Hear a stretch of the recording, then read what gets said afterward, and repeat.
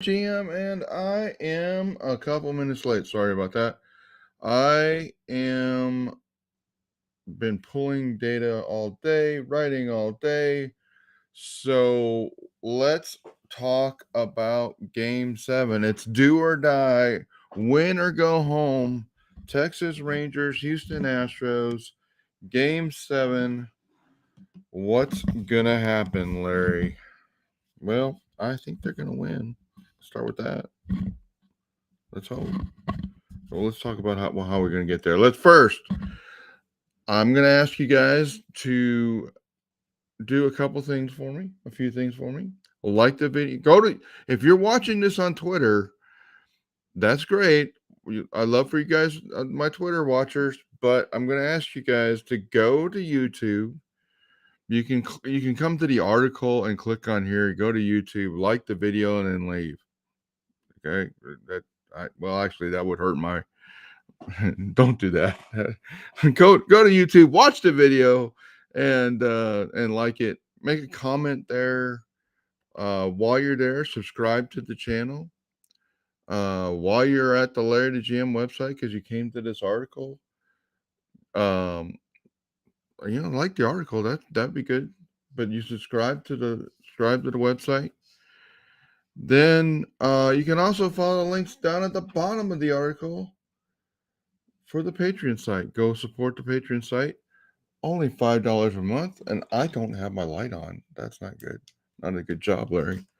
And so please become a member of the Patreon site. $5 a month. You get early access to all the articles, all the content. Sometimes you get even exclusive access. So let's get into Game 7. Do or die. Win or go home. What's going to happen? All right. So the Astros are facing Max Scherzer. Apparently, the Rangers fans, I don't know who they thought was starting Game 7. I'm not even going to guess. But the Rangers are starting Game 7, and Rangers fans, Max Scherzer starting Game 7, and Ranger fans are really upset. Max Scherzer is a great matchup if he's Max Scherzer, and I think that's where the whole issue is. Ranger fans don't expect him to be Max Scherzer because he wasn't really in Game 3, although I think that start was probably better than most people think it was. And he's a really good matchup against the Astros lineup that they're putting out there because once again, the Astros are choosing to put Yarner Diaz on the bench. And he would have been the I guess the fourth best matchup for against Max Scherzer. So that's a little problematic, but you know, it is what it is with Dusty Baker. Will Max Scherzer bounce back after only pitching 62 pitches? Will he pitch more pitches? I don't really see that. So my theory was when Max pitched Game 3 that he essentially had been working in a controlled environment, ramping up to that game. Now he's got a normal type of turnaround, 4 days off, and I'm just not sure how long stamina he's going to have, and I'm not sure what his velocity is going to be, how good his stuff going to be. Okay, and I think that's all the things that the Ranger fans are saying too. But I do think it's a lock that the Rangers are going to go to Dunning or Gray at some point tonight. And we'll talk about that as we go down to the bottom of this article. But so the Astros are missing out because they're not getting Yainer Diaz in the lineup, but hopefully he can get it at some point like he has in some other games. Overall, to me, the lineup gets a 7, which is good, but it's still not as great as it could be for a critical deciding Game 7.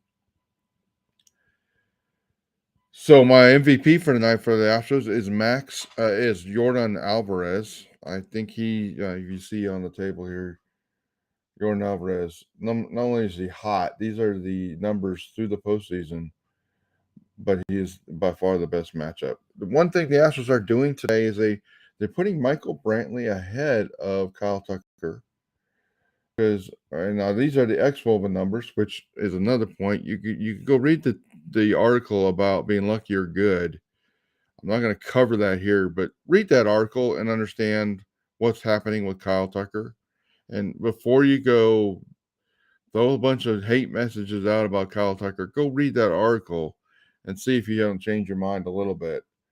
But Kyle Tucker, a good matchup. Maybe Kyle Tucker goes off tonight, and everybody in the Astros fan base is going to have to be apologizing to him. But Jordan Alvarez is who I consider the best prospect for tonight. All right, so we got Christian Javier pitching for the Astros versus the Rangers. That's a tough lineup for him. You can see the matchup, and there's a lot of red, and it gets a little better at the bottom of the lineup. A 361 xwOBA projected for the Rangers against Javier. That's a 4.9 runs a game. That means the Rangers will win. Here's the thing, though, and then you get another table right below this. Javier has not been the same pitcher for the last 8 starts, and most of you guys already know that. But Javier, if we get the same Javier we had from a pitch quality standpoint and a pitch mix standpoint that we got for the last 8, that's what this is. That's what those numbers are. I guess I lost my formatting, but those would be red. You see that Javier's a 311, which basically it's really close to what Scherzer's projected, and that would be a great. I think that'd be one of the best matchups the Astros have if we get Javier, and that's what we saw in Game 3. Javier was great. So here's my worry, and so this is the 2 starts in the postseason. Javier pitched on 7 days of rest, 8 days of rest. Obviously, he had great performances in those games. These are the September starts, and I actually thought this was going to be a little bit more dramatic. Well, I thought it was going to be favorable 5 days off. It wasn't. So I had a theory or a concern that Christian Javier was doing well, primarily because he was getting more rest in September, being as in they were in a 6-man rotation. That's not really the case. So Christian Javier, really a pretty good matchup versus these guys. This is actually the I guess I'll call it the bad Javier version, right? So this is Christian Javier, a lot of red in the middle of the lineup, good at the bottom. But you can see as you can use this table during this game as these different batters come up, or that we're going to change out pitchers. So we do, and I don't know if I don't even know if I said it in here. I'll go review my exact wordings, but we do have Abreu tonight. Just don't bury the lead, Larry. I could have started with that, but Abreu's suspension will be served, 2-game suspension upheld, and will be served in 2004. Well, guys, losing a relief pitcher for 2 games at the beginning of the season isn't that really that big of a deal. So don't freak out about that. And so here's the different pitchers. Abreu great versus most of these guys. Presley great versus most of these guys. The 2 pitchers that should see Corey Seager are Hector Neris and Ryan Presley, and almost nobody else should see them. So that's what the X's mean. Please don't pitch this pitcher versus this batter unless you're in a situation like you got Brian Abreu, and he's got 1 batter to pitch around, and then just do that. And then it should mean pitch to this batter very carefully. And that's what Christian Javier will have to do in the first inning as he's pitching to Corey Seager. And then I could have extended it down to more like a 380 territory. I set that at 400. If I had 380, there'd be a whole lot more X's on that graph and on that chart. So that lineup for the Rangers gets an 8. But if it's Christian Javier, it's probably a 7-2. So we'll see how they go. Let's talk about the status of the pitching staff. So tonight, obviously, Framber Valdez is not available, but I could make a case that if we were now, this was probably more likely without Brian Abreu, because I think despite the fact he pitched 20 pitches last night and Rafael Montero pitched 20 pitches last night, I kind of got those as a soft, like, don't use That's what the X there means. But it's not, it's not a dark X like up here on Fromber. We do have Abreu pitch. If Abreu pitched tonight, it would be the 6th game in this series he pitched. That's pretty remarkable. I don't know if that's some sort of record or not. But after 20 pitches last night, maybe give him a few batters that he's the best matchup for. But the Astros bullpen was used pretty heavily last night. The Rangers' best part of their bullpen was used, but Nathan Eovaldi did a good job, and so Nathan Eovaldi's not available. Max Scherzer's starting for them. I do want to say, like, if we get into the 9th inning, don't be surprised if desperate teams do desperate things like bringing in the ace Justin Verlander and Jordan Montgomery to get outs in the 9th inning, trying to close it out after maybe their closer would pitch to the 8th. If you see a closer come in the 8th, that may be the plan for the 9th. So just be aware of that. Okay, guys? So that's all I'll say. So what do I think happens? Well, I started with it. I think the Astros win. I think it's going to be a really close game. And we really have to have good Javier for that to happen. And the World Series does not happen for that. It doesn't start till Friday, I believe. I may be off on a day of that, but I believe it's Friday. If you use a Montgomery for an inning tonight or a Verlander for an inning tonight, they'll be available for Friday for game 1. So just understand that there's the limits on the managers are pretty free. So that's my preview. Any questions from anybody that's online here? You can get to YouTube and ask your questions. But there we go. I will say, please go read the article about Tucker. Please. Is Pena getting pitch hit concerning Larry? It's been the biggest O of the Astros lineup, including Molly. Well, so let's go see Jeremy Pena so far in the postseason, 273. I don't know where my Maldonado number there is. I'll have to go find it. Maldonado's been actually worse than that. Pena is not a good matchup. So if we got down to a situation where we might, Singleton's not a good matchup for Scherzer just because versus righties, Scherzer throws a ton of breaking pitches, and he's in the table because of his short sample size. But if we have as a 119, that's probably not even right. It's just the Singleton stats are really a challenge. But if you have a very dominant righty fastball pitcher, you're gonna have to make a decision about Pena versus Singleton. If you have a heavy off-speed pitch right-handed pitcher, then the Singleton may be the choice. So we're gonna have to look at that as a game. Join me in the YouTube tonight, and Randy, we'll be talking about it as we come down, and I'll have fresh stats for that. Let me go see if my pitcher matchup tables do a better job of addressing that. Okay, so Singleton.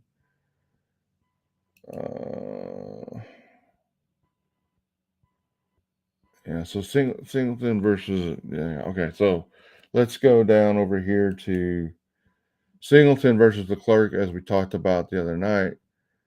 A 319 matchup just because he matches up against that fastball pretty good. Singleton versus Chapman. I don't believe the lefty numbers for Singleton, so I don't know that I'd go versus him versus Pena. Pena is a terrible matchup versus Leclerc. There's no hiding it, and I would prefer to have Singleton going up against Leclerc than Jeremy Pena. But we'll see how it plays out. Oh, I see what it is. So Singleton right here. Yeah, look at this fastball. Leclerc's fastball to lefties. That's why the matchup's so effective. So Singleton's going to hit that fastball. And look at the off-speed pitches. Then look at this number for the breaking pitch versus righties. That's why Pena, who struggles against the breaking pitch to start at. So that's what that would look like, and it would come down to, yeah, I would pinch it for both Pena and Maldonado in the late innings because setting a 197 batter against Leclerc is not acceptable. Well, the batter against Leclerc is not acceptable. I would do exactly what the Astros did in Game 5, and if you were with me on the watch, we were watching the game together and talking about it and Twitter Spaces, then you knew that that was the plan that I called out for, and they followed it because I said first Diaz because you see the article that we talk about. Diaz is a great leadoff hitter, and so that's the way I would play it, and it's probably similar for Spores. It's not because he throws so much breaking pitches, and that's terrible for Singleton.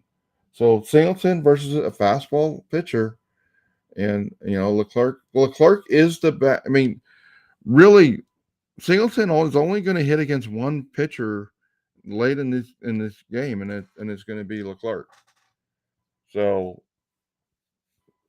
we've seen it happen a couple times. But the thing I will say, and I mean, we can go to this kind of feeds into the Tucker article. Let's just go there. I mean, it's not really a Tucker article. It's about being lucky or good. And I mean, let's just roll down to these numbers here. Jeremy Pena in regular season games 143 to 152, WRC plus is 62. Then the last 10 games of season 94. Then the postseason so far 27, which is what you're getting at, Brandon. So, I mean, he's been terrible. He's been Maldonado here at 38. That's terrible. But Maldonado was worse in the last 10 games of the season. So, I mean, these numbers, these 10 game blocks, I don't like anybody making massive decisions based on what players have done in the last 10 games. I don't think that is sustainable. And so, and what prompted me to write this is that you've got Tucker here at 60 in the last 10 games, and we've literally got people out on Astros Twitter claiming that Tucker shouldn't play tonight. And well, what about the Tucker that was hitting 141 WRC plus the games 143 to 152 and 151 in the last 10 games of the year? What about those? What about that Tucker? We could see that Tucker could show up at any moment because maybe you guys don't know the Kyle Tucker I've seen, but that's what he does. He's a streaky hitter, and he breaks out of it, and all of a sudden he gives you 3 hits or 4 hits. So I just think there's players. There's 5 players that I would classify as problematic or as being unlucky, and that's Altuve, Bregman, Tucker, and Pena. And so no, Babbitt doesn't really consider the quality of the ball in play, Brandon. But here's what does xwOBA, and that's why when I consider are these players unlucky, it would have to hit both of these thresholds, and you can see that Altuve has been terribly unlucky, relative to his career. His Babbitt so far in the postseason 243, his career Babbitt 329, his wOBA 349, his xwOBA says he should have been even way better, and these are postseason numbers. So both those numbers are indicating a huge unlucky gap for Altuve. You read the yellow cells or the players listed in yellow. Kyle Tucker 9.092, 0.081, 81-point gap, a 92-point gap. Those are huge, guys. So Jeremy Pena here, 226 Babbitt in the postseason versus his normal 312, his 209 WOBA versus an xwOBA 273. Now that xwOBA 273 is not. I'm not arguing he should be doing great. I'm just telling you that's not the though having an xwOBA 273 and a WOBA even like a 270. That's not a 27 WRC plus player. That's more like an 85 or 80 WRC plus player, and you probably wouldn't be complaining about. Not Brandon, not that you say I'm saying you are, but people wouldn't be complaining about Pena. And we got Diaz down here, who has a 146 BABIP in the postseason, partly because he's only got 12 plate appearances, and he's got an 074 WOBA versus the next WOBA 191. Again, 191 is not even good, but well, Brandon, exit velocity is embedded in the calculation for xwOBA. That's why I use it. That's why I'm comparing these two numbers. You've got the actual results, and you've got the quality of contact exit velocity number embedded in the xwOBA. That's why I'm looking at that. So yes, that's the way I would say that. And I think I did talk about Tucker's velocity. Well, I meant to if I didn't, but it's not near. Yeah, I mean Tucker's velocity is like 1 mile per hour lower than it's been during the regular season. So it's not an issue. It's not really an issue for Tucker, guys. Yeah, here exit velocity for Tucker, 90.2 for the season, 89 for the postseason. Yeah, that's an indicator that he's not getting as good a contact. But it's nothing like this fan base is ripping Kyle Tucker for. Kyle Tucker has been unlucky. Some of these other batters in yellow have been unlucky. That's what you've got to settle in your mind that 10 games is not a sufficient sample size to throw these players under a bus and send them on the bench. Because as much as you may want to, there's nobody else, there's no Superman coming in to save the day.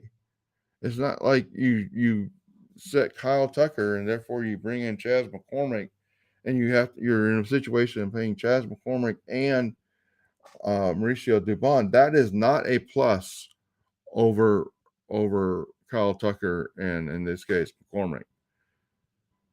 That's all I'll say about that. I'm not gonna be guys, I'm tired. And I'm not gonna be here listening to a bunch of stuff I don't consider valid. So all right, you got me on a tangent, Brandon. And I'll leave it there. But let's go Astros game 7 tonight. Hopefully you guys will watch the video, like the video, subscribe to the channel, go to larrythegm.com, you subscribe to the site there, like the articles there, and then really do me a solid and join the Patreon group, $5 a month to help support the site and drive content and maybe get us a position we can actually do some marketing. So, all right, guys, take care. Have a good night. Let's go Astros. Join me at 6:30 on the YouTube. And I'm sorry, 6:30 on the Twitter space. And let's make this game happen. Let's make the ALCS another victory and let's go to the World Series. Thanks, Astros. Let's do it. Go team.